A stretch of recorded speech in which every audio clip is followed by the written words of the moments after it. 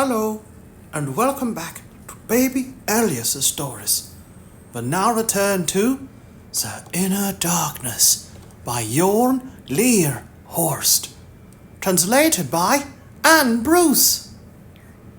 Chapter 75. It was the police chief herself who finally took the decision that Klaus Tonk should be arrested. She signed the formal document and pushed it across the desk. "Do it as discreetly as possible," she said. "No uniforms, blue lights or sirens." The sheet of paper was left lying for a moment or two. Semmelman leaned forward and pushed it towards Wisting. The police chief gave him a nod before he drew it closer to him. He was the one who would lead this operation. They divided into two groups. Semmelman and Stiller went to the lawyer's office in the city center, while Hammer and Wisting drove out to his house in the west end of the city. Hammer was rounding off a phone conversation when they turned off from the motorway. "His phone can't be traced," he said. "What does that mean?" "That it's not in use, either switched off or outside the coverage area."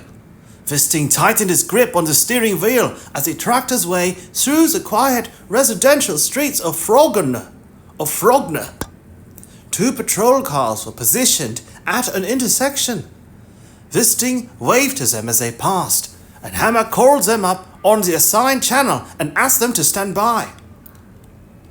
They parked in the street outside the address. A dense hedge inside a high wrought iron fence blocked the view into the property. The gate was locked and bore a sign warning that the place had CCTV. The rain had left puddles in the gravel in front of the house, and there were no cars parked there. Green ivy climbed up the stone facade, twining around empty, dark windows. Hammer tried the doorbell on the gate post. They waited for a few minutes before he climbed the fence, swung himself over the top, and squeezed his way through the hedge. Wisting followed suit. They strode up to the door and tried the knocker, but no one came. "Alarm," Wisting commented, pointing at a sticker. Hammer called the alarm company and asked them to make a verification call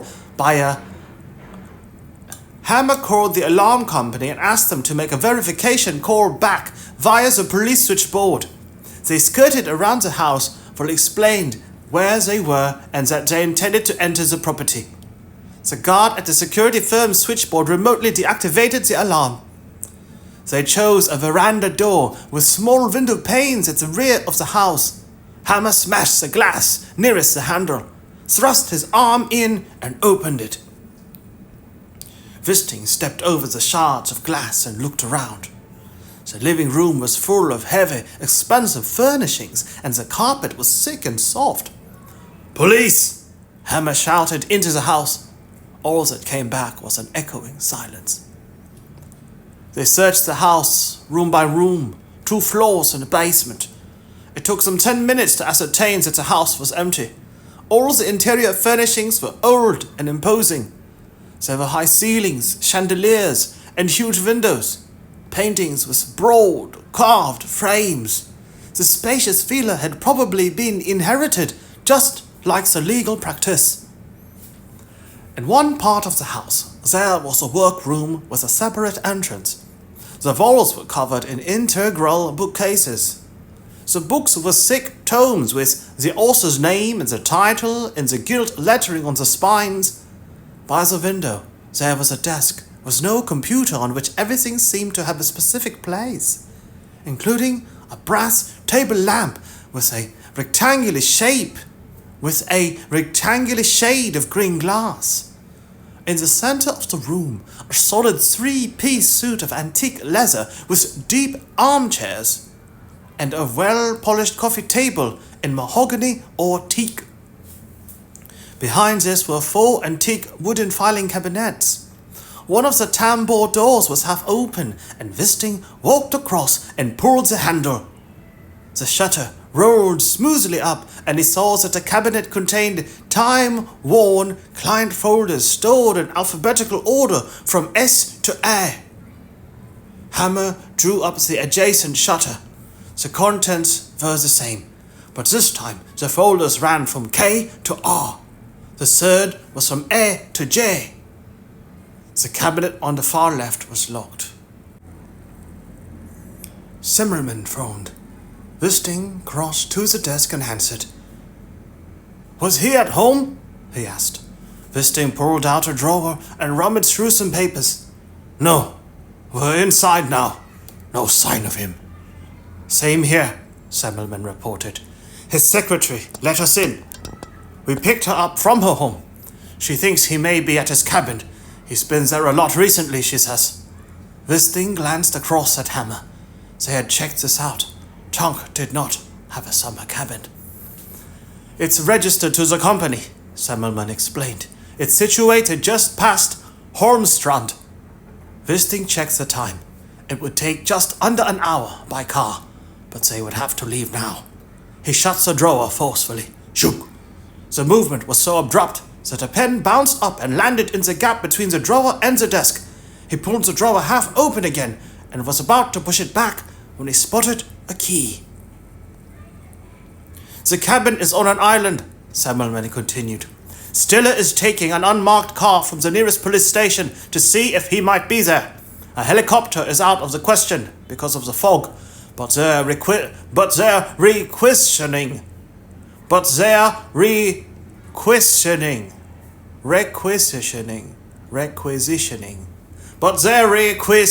a boat and monitoring the area until we get there." "Good," Wisting replied. He took out the key and examined it. It looked like a key from an old chest. "We found something else of interest," Zimmerman went on. "A property transfer. Tonk established a company to purchase Tom Kerr's small holding in Ostmarka, including all outstanding debts. This means that if he reaches an agreement with the insurance company, the settlement will come to him. We're talking about a sum in the region of 5 million. It's probably an arrangement that was entered into in order to avoid the insurance settlement being paid into the compensation sum Kerr was ordered by the court to pay to the families of the girls he killed.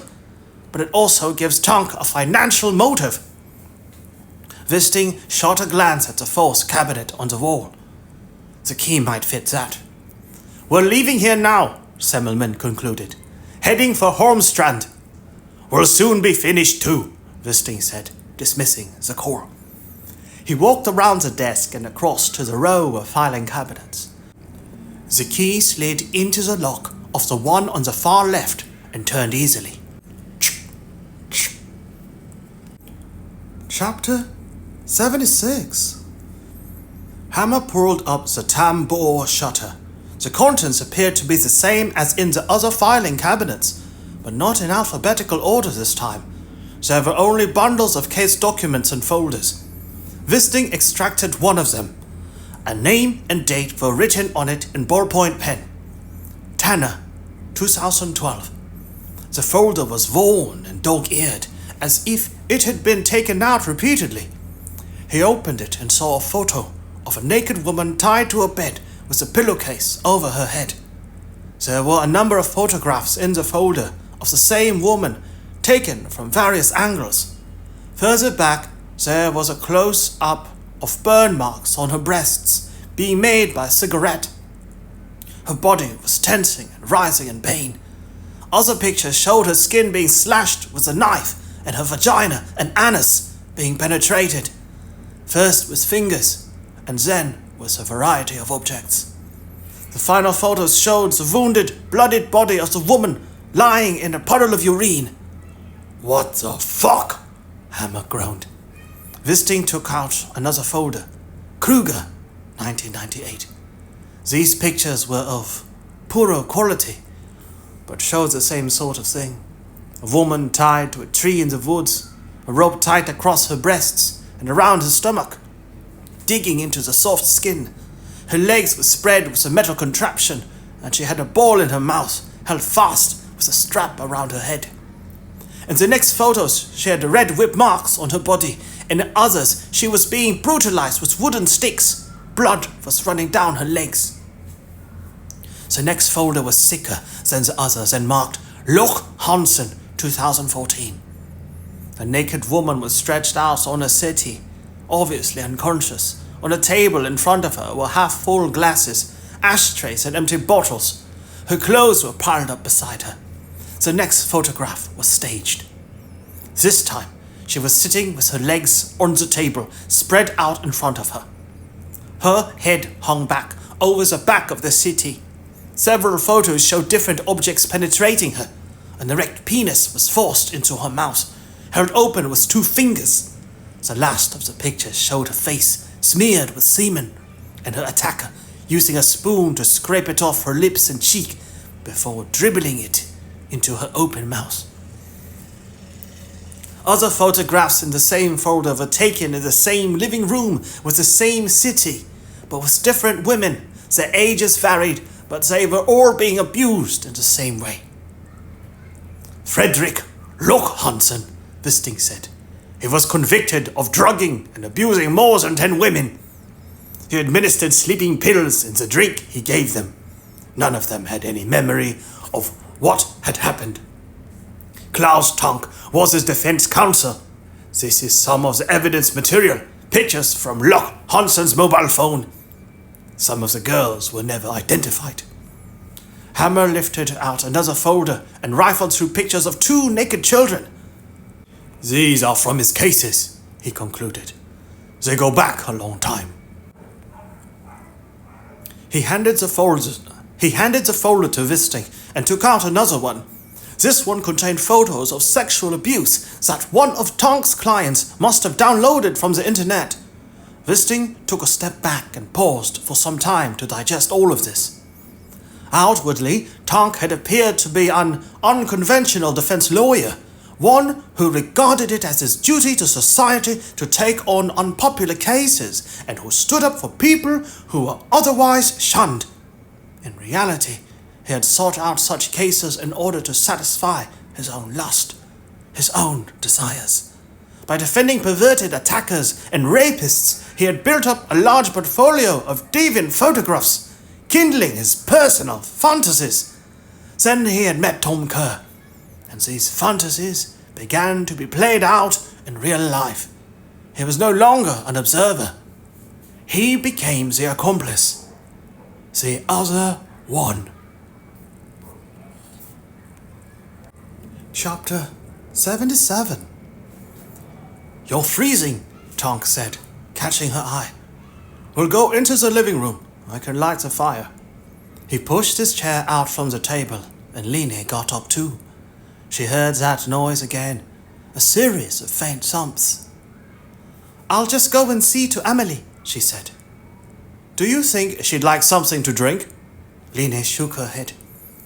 I can bring her a couple of biscuits, though, she said, helping herself from the plate. Amelie was in the middle of a game. She was lying on her stomach with a little horse in each hand, conducting a conversation between them. Are you okay? Line asked, handing her the biscuits. Amelie glanced up at her and took the biscuits. You're wearing strange clothes, she said. Line smiled, gave her a hug and went out to the living room. It was a gas fire, and the flames were already licking up the glass. On the walls, various awards and diplomas were on display, along with a number of framed photographs of Tonk with politicians and other VIPs. 2 picture windows faced south. The mist had turned into fog, but they could still make out the sea. Just outside, there was a paved terrace and a small swimming pool with a glass roof. The stream from the hot pool formed beads of condensation inside the glass. The planks on a trapdoor in the floor creaked when she moved to the window to take a better look. In summer, this must be idyllic, but on a day like today, it just seemed cold and bleak. Beautiful, she commented all the same. Tonk came up beside her and used his foot to push a rug back in place. It's a saltwater pool, he said, smiling, so I don't have to add chlorine. Tonk had carried the teacups through. Line sat down where he had put hers, nearest to the fire. Can't you give me some idea of what Kerr was like? She asked. Tonk brushed some fluff from his trouser leg. Well, it was more than the sum of his actions, he answered. In my experience, he was in many ways an energetic and resourceful person, a man of many interests. You've a lot of clients of that kind, Line pointed out. What do you mean? Sexual criminals, rapists and deviants. What is it like to defend such people? Tonk cleared his throat. I've never defended and never will defend their crimes. I defend my clients' rights. I understand very well that people become outraged by the cases I bring to court, but it's my task to go in and examine the evidence and check if it is sufficient. To make sure that where there is an element of doubt, it is to the benefit of the accused. I've never had any problem with that. I don't engage my personal feelings in my role as a defense counsel, but I put effort and commitment into every case.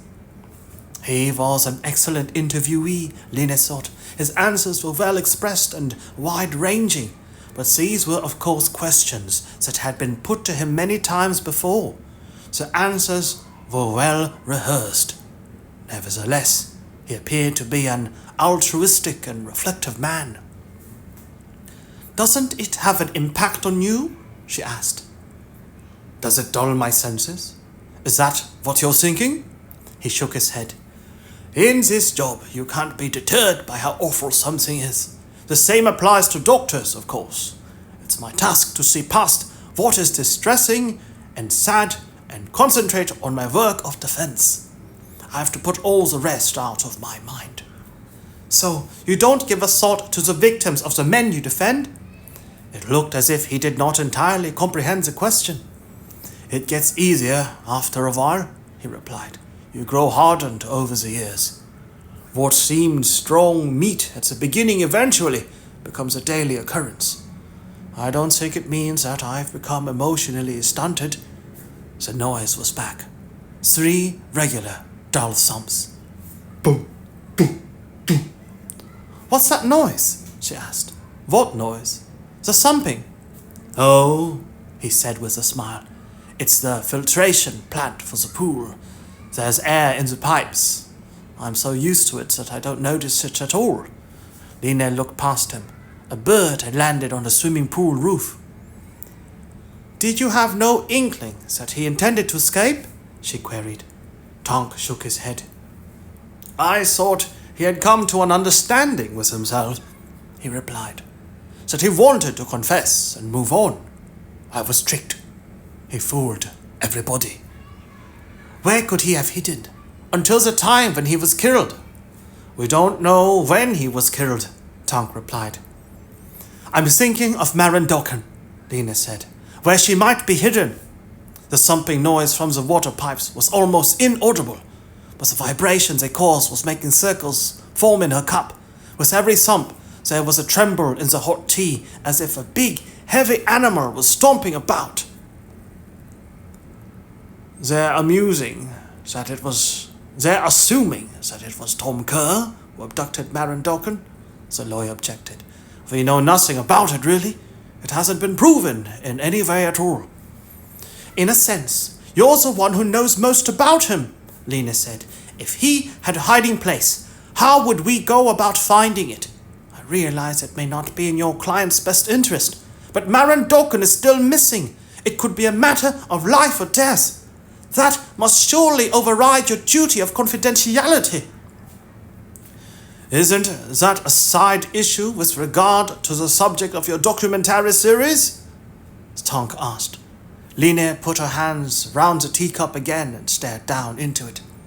Sorry, she said, but I met her the day Kerr escaped. I spoke to her on board the minibus. The thought of what she's going through. Thumps. Circles in the teacup. They were coming in a regular rhythm now. First 3 short ones with spaces in between, then 3 long ones. and then 3 short ones again before there was a pause. "I met her too," Klaus Tonk said. "I spoke to her, and if I'd known what had happened to her, then of course I would have passed that on. But I'm just as much in the dark as the police."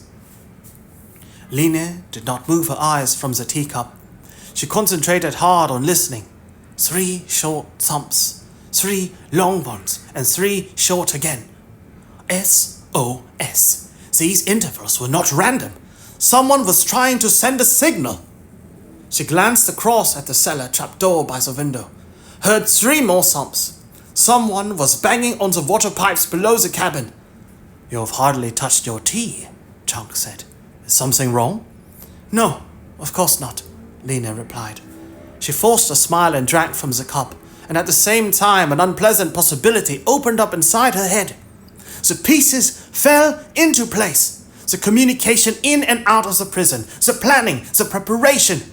Klaus Tonk was the person who would have least difficulty helping Kerr to escape. He fitted the psychiatrist's profile of the perpetrator in every respect.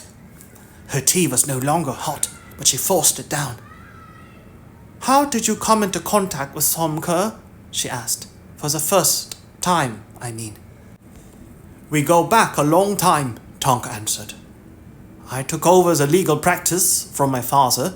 He had defended Tom Kerr's father. The first time Tom Kerr needed legal assistance, it was natural for him to apply to my office." "What had his father done?" Tonk gave her a condescending smile. "You can probably find out for yourself, but it's not right for me to be the one to tell you." She took another gulp of tea, simply to fill the silence. Her thoughts were racing, and she could not collect them at all. "I'll just go and see to Amelie," she excused herself and set her cup down on the table. Walking through the kitchen and out into the hallway, she could hear Amelie playing. She wondered if she should snatch her up and flee, but there was nowhere to go. The boat was locked and tied up. Anyway, she had no shoes. Through the window beside the front door, she could see down to the jetty. The boat was only tied up by the rear mooring, and if the sea grew rougher or the wind changed direction, it could easily come adrift. Tonk must have forgotten the other mooring or not finished tying it up when she fell into the water. She shouted to him. "The boat's not tied up properly," she said, darting a look down at the jetty. Tonk muttered something she did not catch as he grabbed his jacket and stormed out. Lenny rushed back to the living room. The rag rug now covered the trap door on the floor. Pushing it aside, she opened the hatch and peered inside. There was a light down there. A steep staircase led to a room with a concrete floor. She glanced towards the kitchen and hallway before clambering down. Chapter 78. She probably had no more than a couple of minutes. Maybe not even that. The room was empty. 2 doors led into other rooms, but they too were empty. At the other end, there was an opening in the hillside, like a miner's shaft. Something from the war, perhaps, when the Nazis had occupied the island. A cable ran from one dome light to the next and hung in a loop under the ceiling. Parallel was the power supply for 2 metal pipes. Lena reached out and grasped one of these with her hand as she stood waiting for a vibration. She was just about to let go when 3 thumps came in rapid succession.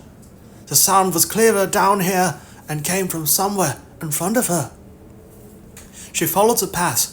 After 10 meters, it ran down 90 degrees to the right and ended at a door, locked and bolted, built into the hillside.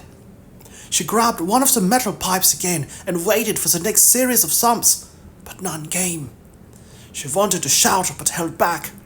Instead, she scratched a stone loose from the rock wall and tapped it 3 times on the pipe to send a signal to whoever was on the other side of the door.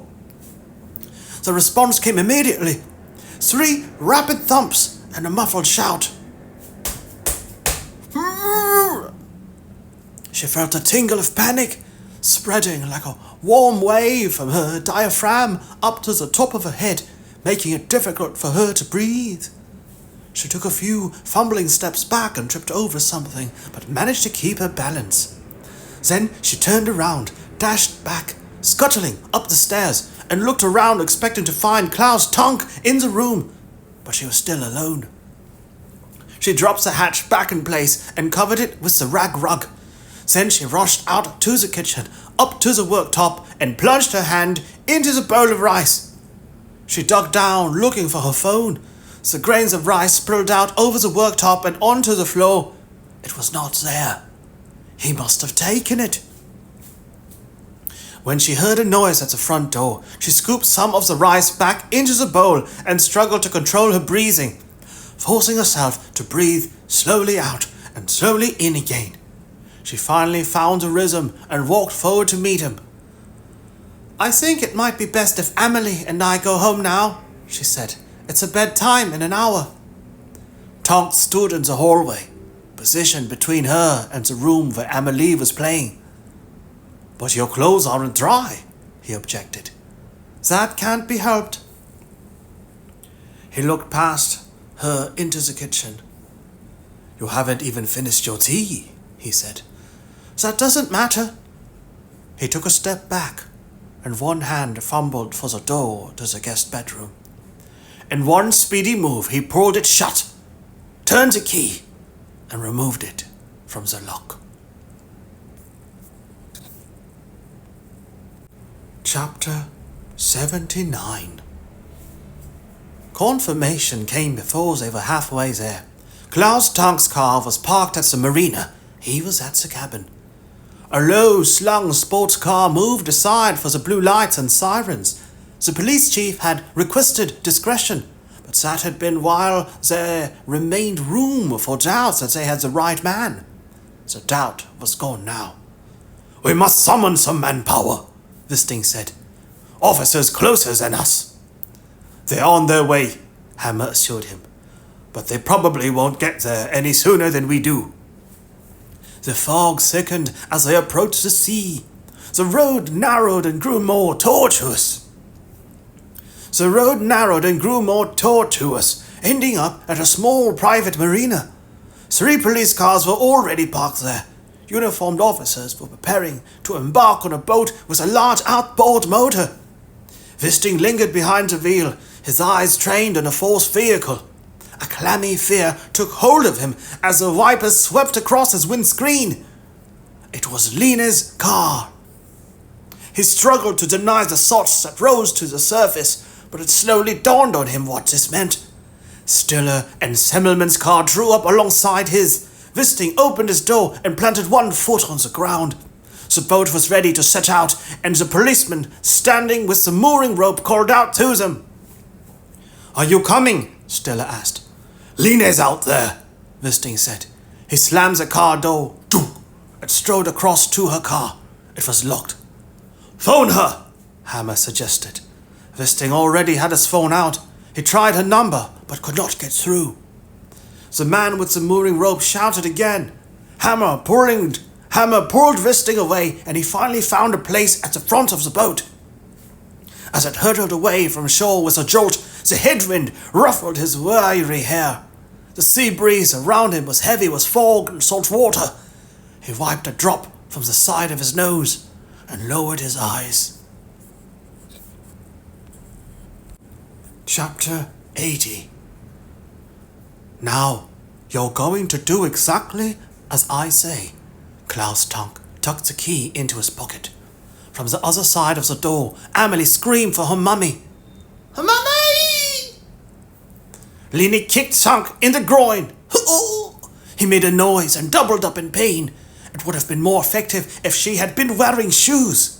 She passed him towards the exit, but he grabbed her round the waist, knocking her off balance and hurling her against the wall. She managed to hold back a shriek, but crumpled and gasped for breath. Tonk grappled with her again and brutally slammed her against the wall. Her head was propelled backwards, hitting the wood and bouncing back. His voice rang in her ears, but she could not make out what he was saying. Her arms flailed blindly as she used her legs, her knees. It was his strength and size versus her desperation. He pressed his whole body weight against her, squeezing her left forearm against her throat with one hand and seizing her wrist with the other. His forehead made contact with hers, and she could feel his hot breath on her cheek. Twisting her face away, she dropped her head on his shoulder and gave him a vicious bite. Her teeth pierced his skin, and she could taste blood. Klaus' tongue screamed. "Ah!" He let go and lashed out at her. The blow struck her on the side of the face and threw her into the wall again. He caught her by the hair, whirled her round, and flung her to the floor. She managed to struggle up and stagger to her feet, trying to move towards the front door, but he pounced once more and hauled her back. Another blow caught her on the cheekbone, just under her right eye. She spun round and hammered into the door of the utility room. It sprang open and Lene toppled in, landing on her back. She managed to sit up and slide into a corner, knocking over a bucket and catching hold of a sweeping brush as it fell. She brandished it as a weapon, but Tom snatched it out of her hands, tossed it aside, and launched himself at her. He had both hands around her throat now and pounded her head against the tiled floor over and over again. Lena wildly thrashed her arms about, trying to scratch him, but she was met with nothing but thin air, and she could feel Tonk tightening his grip around her larynx, using his thumbs to increase the pressure. Lena resisted with the whole of her body, but she was aware of a burning pain behind her eyes as the room lurched around her. She heard herself making gurgling noises while she tried in vain to force his fingers away so that she could get some air. His grip only grew harder, tighter. Everything began to swim before her eyes. She succeeded in planting one hand under his left eye. Her nails punctured his face in a desperate attempt to push him away. Her other arm was flapping madly at one side of her body, and she caught hold of something and used it to whack Tonk in the side. She caught a glimpse of what she had picked up, a blue spray bottle. Changing her grip, she placed 2 fingers on the pump and aimed the nozzle straight at his face. Nothing happened when she depressed the button, just a jet of air. She tried again, and this time the resistance was greater. A sudden spray hit Tonk on the chin. The stinging smell of chlorine spread immediately. She pressed the button again and sent another squirt, this time smack into his right eye. The reaction was instantaneous. Tonk released her with a loud yell of pain, and shoved aside the arm with the spray bottle. Lena scrambled up as Tonk rubbed his eyes. She lurched along the hallway to the door where Amelie was and tugged frantically at the handle. Tonk came staggering after her. One eye was swollen and glued shut. He roared and Lena tottered backwards. They stumbled into the kitchen and the struggle continued there. Lena caught hold of his head, clawing at his face and pulling his hair. He forced her on into the living room and pushed her up against the wall. She waved her arms and grabbed a framed diploma, swinging it towards him and smashing the frame into his face. The glass broke and slashed across his cheek. A large flap of skin hung loosely from his mouth, fluttering each time he breathed. Lena drew back towards the terrace door, fumbling with the handle. Tonk grabbed hold of a wooden chair, swung it round, and slammed it into her side. She could feel her ribs crack. He lifted the chair for another blow, and this time it was so forceful that one of the chair legs broke. She collapsed, falling to her knees. Blood was dripping onto the rug in front of her. Her strength was draining away. He had the upper hand and knew it. Tossing the rug aside, he flipped up the cellar trap door. Lena gritted her teeth with exertion, desperately struggling to gather her strength. If he managed to get her down there, she would probably never come back up again. Not alive, at least. And never back to Amelie. Chapter 81. The fenders scraped against the edge of the jetty as the boat drew alongside. Wisting was among the first to leap ashore. The uniformed officers spread out as they advanced towards the cabin on all sides, weapons drawn. Wisting took the shortest route with Hammer by his side. They could hear noises from inside, indistinct noises, disquieting noises. They approached the front door and looked through the side window. The doormat in the hallway was curled up, and a framed picture lay smashed on the floor. Bloodstains led into the cabin. Wisting wrenched the door handle, but it was locked. They stormed round the cabin to a terrace with an outdoor swimming pool and 2 huge picture windows. Line was kneeling on the floor inside the living room with blood on her face and hair. Tonk was moving towards her, about to grab hold of her again, when he stopped and turned to face them. One eye was glued shut and his mouth was crooked. His expression was incredulous. A uniformed policeman moved up beside Wisting and aimed his gun at Tonk. Line struggled to her feet without noticing what was going on outside. She had a wooden chair leg in her hands and raised it like a club. The swinging blow struck Tonk on the side of his neck and brought him to his knees. Wisting had reached the door but was shoved aside and held back. A police officer used the butt of his machine pistol to break the glass, and they rushed in. Forcing Klaus Tonk to the floor, they dragged him to the middle of the room and clapped handcuffs on him. Wisting took Line by the arms, holding her and hugging her close. He felt her trembling. "Amelie," she whispered. "Amelie's in the bedroom." He pushed her away very slightly and looked at her as she repeated this. "He's got the key in his pocket," she told him, gesturing towards Tonk. Wisting let her go. "Wait," she said. "I'll get her. You must... Marin." Line turned her head away and focused on the open trap door to the cellar. "Marin Dawkin is down there," she whispered. "Alive?" Wisting asked. "I think so." He shouted to Hammer and clambered down the opening in the floor. Hammer brought one of the uniformed officers with him. "Tools!" Wisting shouted from beside the locked door. "We need tools!" Hammer ran back and relayed the message up into the living room. The room above them sprang to life, filled with activity. Doors opened and cupboards slammed. Stiller came down with what they had found. A crowbar and a hammer. Wisting used the crowbar and tore the bolts out of the wall. Lumps of plaster and concrete dropped to the floor. The cross beam fixings loosened and Hammer tossed it aside as Wisting pushed the door open. The room was poorly lit and at an angle. The walls and ceiling were padded with foam rubber and it stank of mold and damp. The beam of the flashlight, held by one of the police officers, flitted around, running along the floor, highlighting grey fluff and dust. They jostled one another as they moved through the door.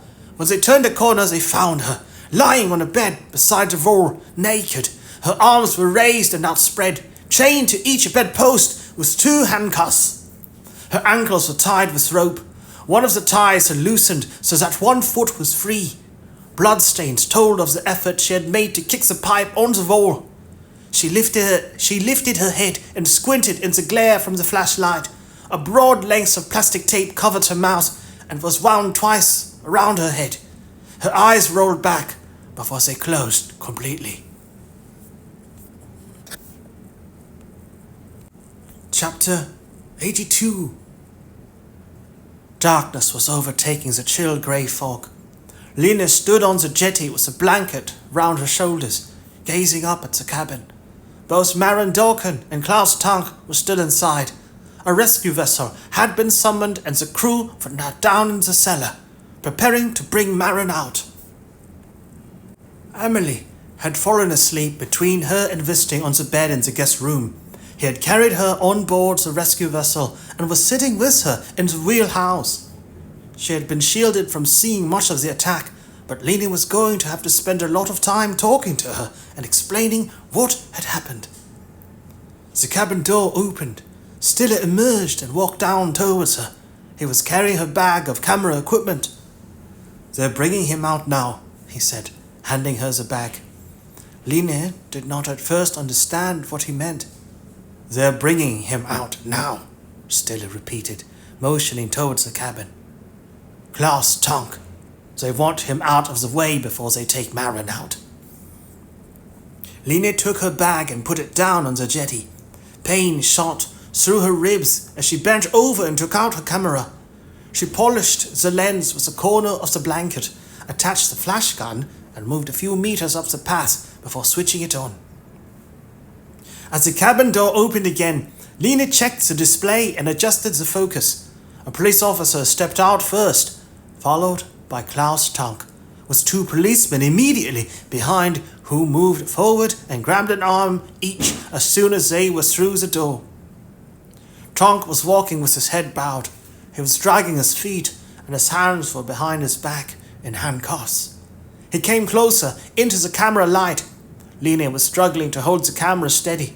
The officers escorting him held back a little and Tonk raised his head. He had a square bandage in one eye. The deep cut on his lip was closed with butterfly stitches. Some of the blood had been wiped from his face, but his clothes were blood-stained and his hair was tangled with dried residue from the struggle. He passed her at a distance of 1 meter, one eye staring at her through the lens. His eyes were so dark that Lier could not make out the transition between the iris and the pupil, as if they could not contain or reflect light. Then he turned his head away and was led on board the waiting boat. Chapter 83. They're bringing him out as we speak. Stiller ended the phone conversation and gestured towards the hotel entrance. Wisting leaned forward between the front seats as Lier picked up her camera and stepped out of the car. A few minutes passed and then the door slid open. The Internal Affairs investigator came out, escorted by two plainclothes officers from Stiller's Cold Cases group at Kripos. Lier moved further forward. They did not have handcuffs on him, but the photographs would leave no doubt about the situation. Terje Nordbo was led to a waiting car with tinted windows. The two officers had a tight grip on each arm. One of them opened the door to the rear seat and raised his hand to protect Nordbo's head as he moved inside. He caught sight of Lier and stood bent at the waist in the opening before putting an arm in front of his face and turning away from the camera. Wisting felt the reaction was overly dramatic and that an arrest was unnecessary. "It's about far more than a leak," Stiller told him. "We're not just talking about a breach of confidentiality. He has misled his superiors in order to support a false accusation against you and actively contributed to over-hasty condemnation in the press." Wisting sat with the photographic evidence in his lap. They were screenshots from TV2's news broadcast. Several of the pictures were of him and had been used in articles critical of the police operation when Tom Kerr escaped, stating that Wisting was under investigation and had been removed from the case.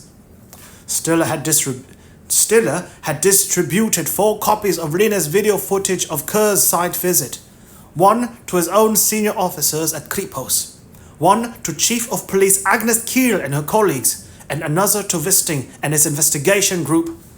In addition, he had made a copy at the request of Internal Affairs. Each copy had been marked, and he had inserted a barely visible watermark on each film. At the far edge of the photograph, Wisting could make out the contours of the letter I for Internal Affairs.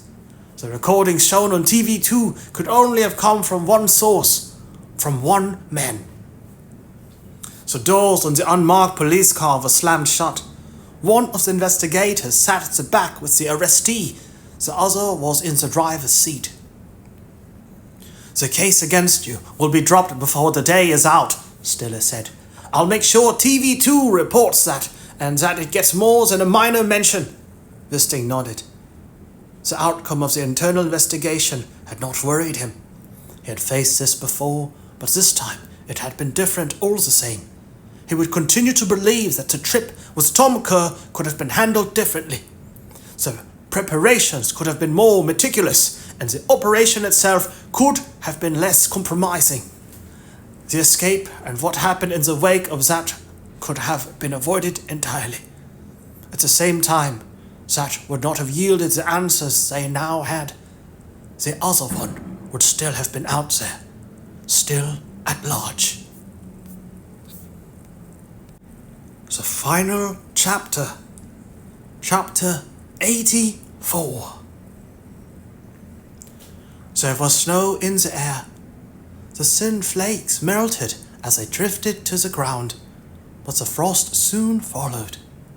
Wisting stood with his jacket lapels turned up. The search was being led by Maren Dawkin. 3 months had elapsed and she was back on duty. The shoulder injuries she had received in the grenade explosion would never heal completely. She would never be able to return to the patrol section, but had been appointed instead to the Criminal Investigation Department. Her body had suffered other damage too, but the mental trauma had been the most serious. A car arrived. It swung out onto the withered grass of the summer meadow, turned around and parked. Adrian Stiller clambered out, along with Idar Semmelman. They nodded to Wisting and Hammer and stood beside them in the lee of the old sawmill. 3 police officers stood ready with spades. They had also been present on the day of Tom Kerr's escape. Line filmed the scene as they began to dig in the heap of old, grey sawdust. Espen Mortensen had donned a pair of white overalls and was standing at a distance, ready to take over if any significant finds were made. Niels Hammer tucked a sachet of snuff under his lip. "The cadaver dogs should have picked up a scent when we were here with them in September," he said. Wisting was not so sure. It had been a number of years since Taran Norum had disappeared. "The Gervin case," Stiller commented. "It was almost 20 years old. A farmer had raped and killed a young stable girl. The corpse was finally found in a wood chip bin. The dogs had not reacted because the sawdust had insulated the smell." "Klaus Tonk was his lawyer," Stiller added. "He may have picked up the idea from there." "Tom Kerr was familiar with this area," Semmelman added. "Almost every second summer cabin out here has a hot tub or swimming pool." The top layer was shoveled off. Underneath, the sawdust had turned to compost.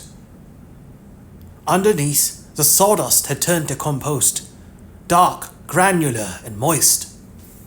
The excavation work proceeded rapidly. There were no stones, roots, or any other impediments. When they had dug down to a depth of 1/2 meter, Maren Dawkin ordered a halt. Wisting went over to the edge along with the others. A piece of black plastic was jutting out from the earth. Mortensen moved forward with his camera. "He shouldn't have used plastic," he commented.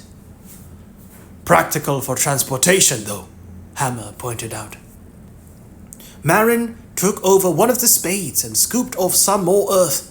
She located the knot at one end of the bag and lifted it out of the go-ahead from Mortensen.